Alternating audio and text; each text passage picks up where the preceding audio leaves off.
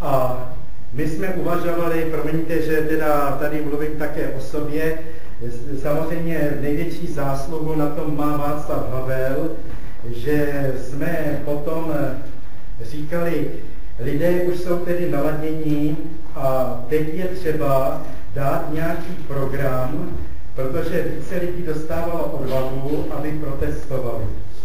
A tak to takzvané občanské fórum, já si dobře pamatuju, že to bylo v bytě Václava Havla, bylo nás tam asi 10 nebo 11 a tehdy jsme šli do jednoho pražského divadla, činoherního klubu, možná, že vy, kdo jste z Prahy, tak znáte toto divadlo a tam bylo tedy ustaveno takzvané občanské fórum. To nebyla politická strana, ale to bylo tedy hnutí, jehož požadavkem bylo, aby ti, kteří jsou zodpovědní za ten zásah proti studentům, tak aby byli potrestáni a aby odstoupilo to vedení strany a státu, které bylo naprosto neschopné a kterému se ta situace vymkla z rukou. Bylo to velmi jednoduché a právě v té jednoduchosti bych řekl, že byla ta přitažlivost, že se přidali také herci, kteří opravdu hráli významnou roli, že divadla přestala hrát a ty tváře těch herců ty znali všichni, naše tváře neznal nikdo. Zatímco samozřejmě takové tváře Bartošky a další, tak to znali jako všichni lidé. A protože se lidé začali shromažďovat hodně na Václavském náměstí, a je to docela zajímavé, že to Václavské náměstí v Praze při těch různých tedy příležitostech, kdy jde o lámání chleba, tak najednou lidé jakoby byli přitahováni na toto pražské náměstí.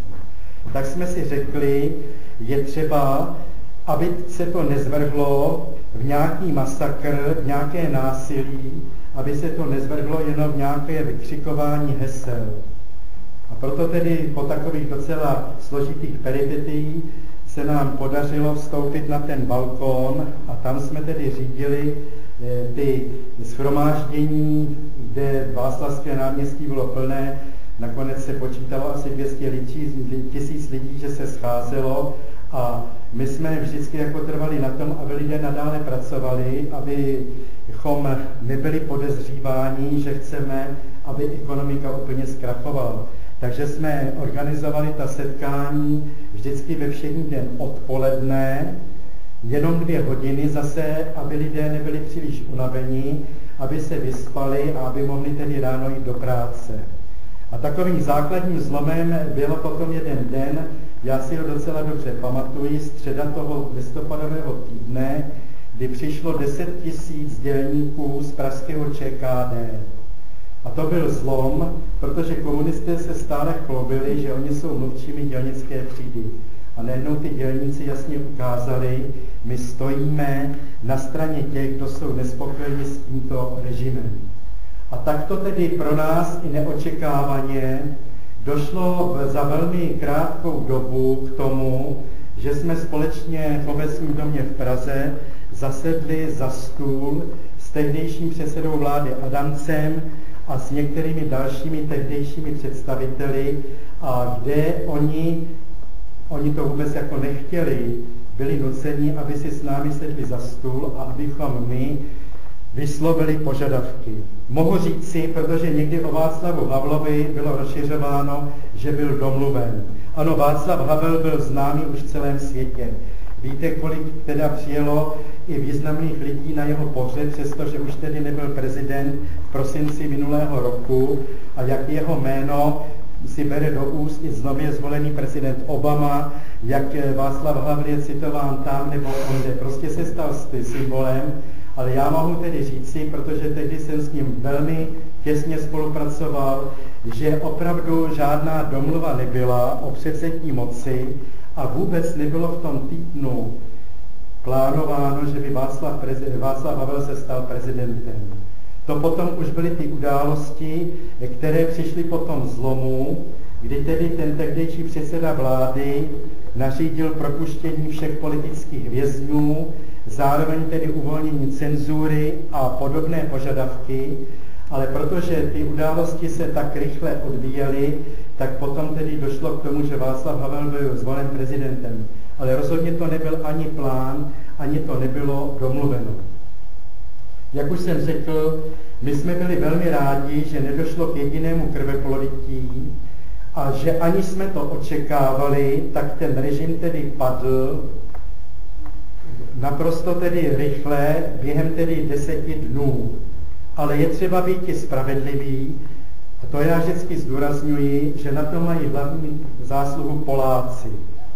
Protože Poláci během 70. 80. let zorganizovali několik velikých povstání, kde tekla i krev, kde oni byli ochotní přinést oběti a rozbili ten monopol toho takzvaného sovětského bloku.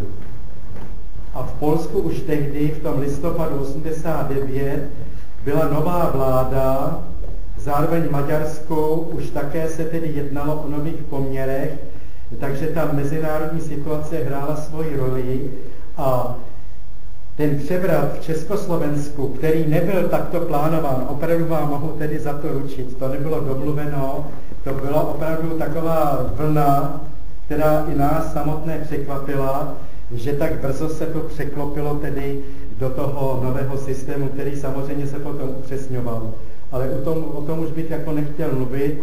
Připomínáme se tedy 17. listopad zítra, tak jenom taková osobní vzpomínka někoho, kdo tedy byl tehdy v centru dění a kdo ví, jak ty záležitosti probíhaly.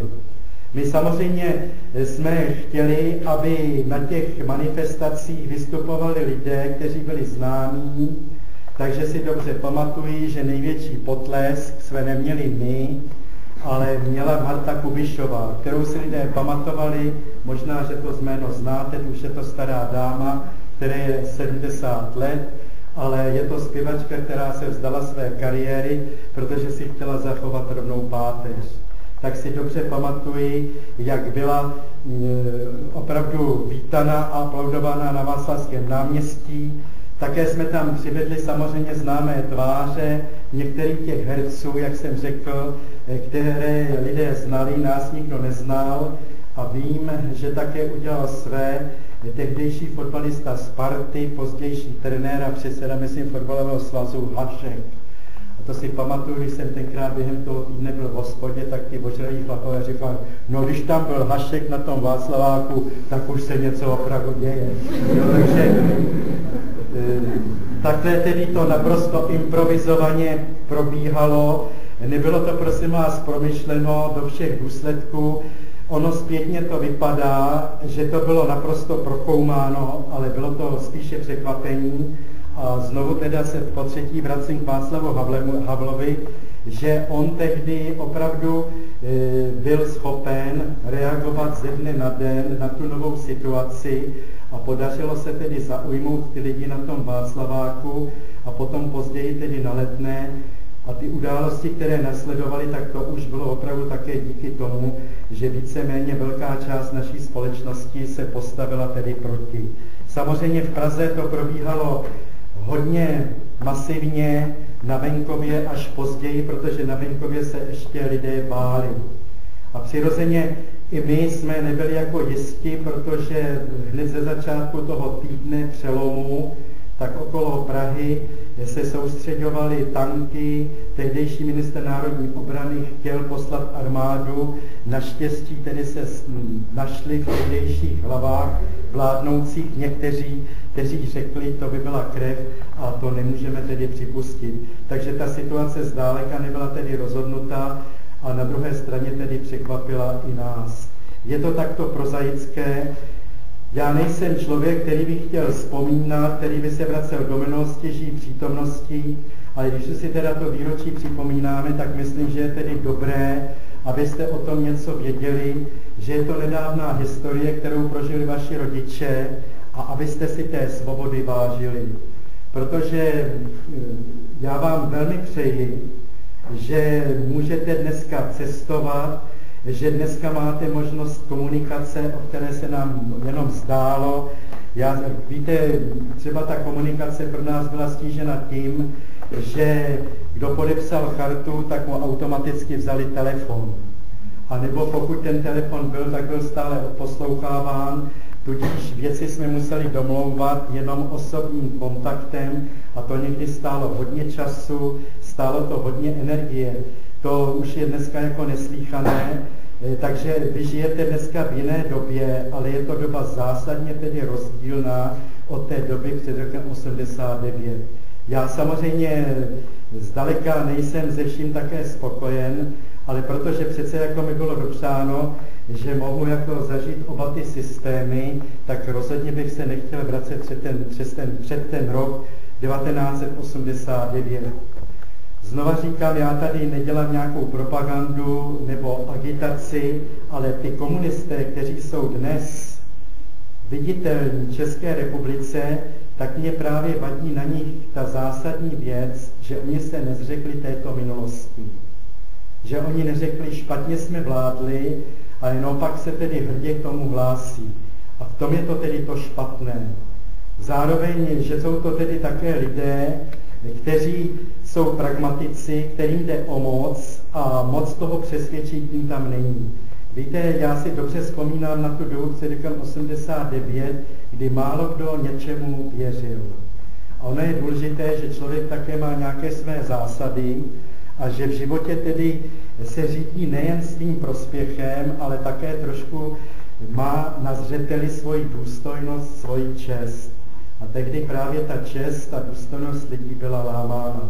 Tak to je asi tolik, co bych chtěl tak nějak říci k tomu listopadu 89 a teď spíš tak jako počítám, že vy budete se ptát nebo klidně můžete se mnou polemizovat, ale nechtěl bych tady ovládnout svým slovem celý ten večer, protože by to bylo škoda, já bych se taky rád něco dozvěděl od vás. Takže díky za pozornost.